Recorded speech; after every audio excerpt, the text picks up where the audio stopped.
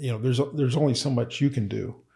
But if you can empower someone to do better things, to do greater things, and to think about it moving forward, then who knows what can happen down the road, right?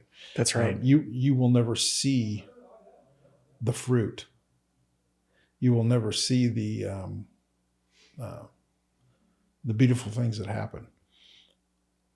But that's what makes it cool, because you don't need to see it. And sometimes we have so much pride. We have so many things that we want to be, just like this. It's like I tend to not, for me to sit and talk about this, it is being careful, because we all have a high propensity for pride, right? And it would be easy to be prideful about what's happened and what's happening with it. But the cooler thing is just that it happens. And yeah. So on that end of it, we try to be humble with it and just appreciate what gets to happen. Right. Yeah. So it's amazing. Yeah. So if I was a seller, could I choose literally any charity to give to? Any 501c3. Any 501c3. Yeah. So this, I will say this is an interesting, just to let you know. I told you this was kind of a faith thing for us when we started it. And that was one of our conversations sitting down was, what if the charity is something that goes against our personal thoughts or beliefs? And for us, we said, then that's where it goes.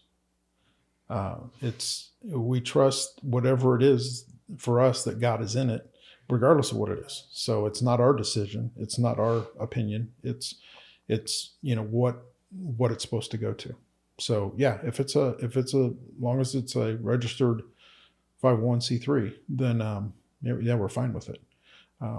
Now we've had ones joke with us because they have one of their own. Oh, I can just put it in mine.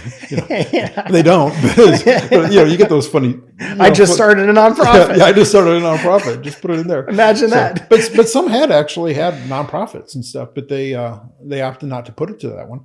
But we could have technically, right? Sure. But I think for them, they're just like, yeah, this is kind of weird if we just put it back into our, But yeah, so Yeah, that's amazing. So it's amazing. But that's that was our heart. It was to really be there for people, and trust that whatever it is, and that it's going to go for good. That's great. That was the whole thing. That's great. I imagine you've seen some pretty powerful moments with this as people are choosing that charity and or giving the check to that charity. Are there any big moments that are favorites of yours that you remember? Well, like I said, a lot of times we don't get to see them give the check if they're handing the check. Sometimes we're sending the check for them. It just depends on the situation. But like I said, the one most recent one I was just telling you about, that was really cool because knowing that they had served so long for that charity, and that they had a heart to serve others. And they were leaving the community that they raised their kids in. They were leaving the house they raised their kids in. This whole process for them was trying to get all the dates to line up and everything so the kids can come back and see the house and stuff. Mm-hmm. So their active involvement with that charity in that situation was, we needed an answer. They just grabbed their phone and call the head of it because they were friends, right? They'd been with them so long. So that was cool to see.